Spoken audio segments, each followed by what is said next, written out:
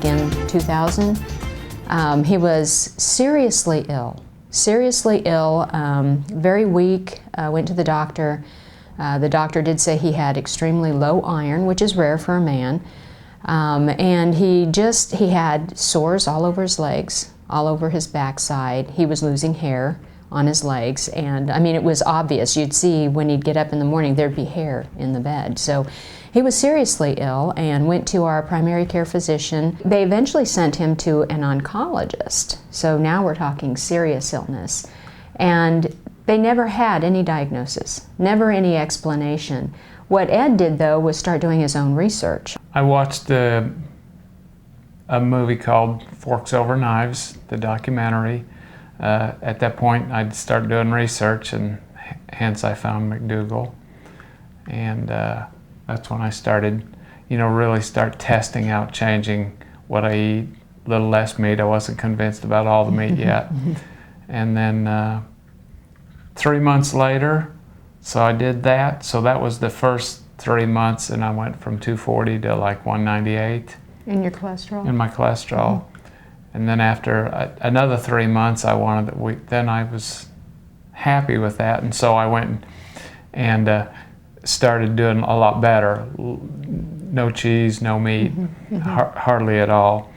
And then 3 months later, I got a blood test, and I was down to 148 on my cholesterol. My blood pressure went down finally. So at this point, since January, when we had our physicals, January of 2014, you've dropped 92 points on your cholesterol, and your blood pressure is running around 117. Is that your average? Yeah, about 117 over 75.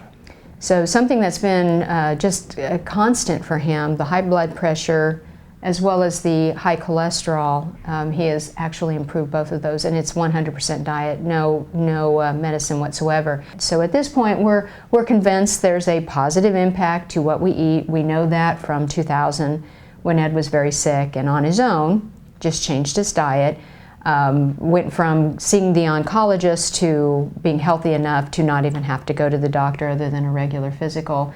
And then this year, just the drastic change in his cholesterol, the moderate change in my cholesterol, the drastic improvement in his high blood pressure, all due to changing our diet. The sores on his backside, and these were very concerning because they were constant, and they were you just don't see a healthy person with that type of an issue. And so at this point, completely 100% cleared up. And again, it's very interesting to me. The doctors would just look at it and give him some topical medicine, and it wouldn't make any difference. They had him on antibiotics at one time, didn't make any difference.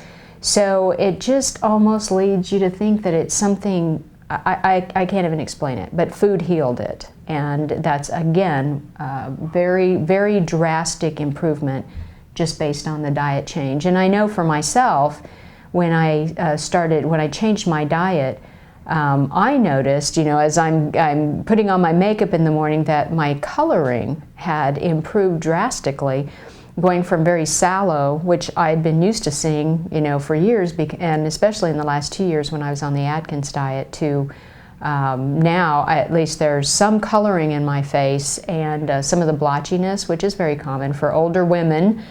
Some of the blotchiness has also gone away. Again, it's very drastic, and it correlates very, very closely with the change in the diet. In trying to not eat meat and to eat, a lot of vegetables and fruit, here's the thing that I needed that I got from a McDougall video, from the website.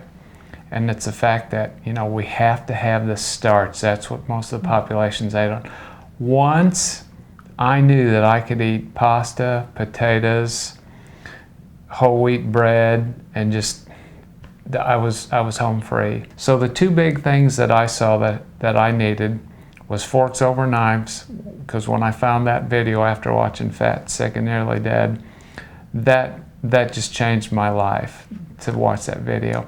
Then I started researching all the people. When I found John's video, and he said, people over all world been eating starch, and you won't be satisfied until you eat starch.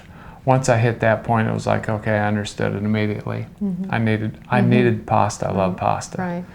And when you went to the vegetables and you were eating the bowls of vegetables, I can't eat that way. I mean, I have to have my fat, and I have to have enough sweet in my diet to enjoy it. And so certainly the starch, satisfied that much better than just eating lettuce. And I groused a bit when he first started this year. It's like, I can't live on lettuce. I just can't do it. So it's nice to know we don't have to live on lettuce.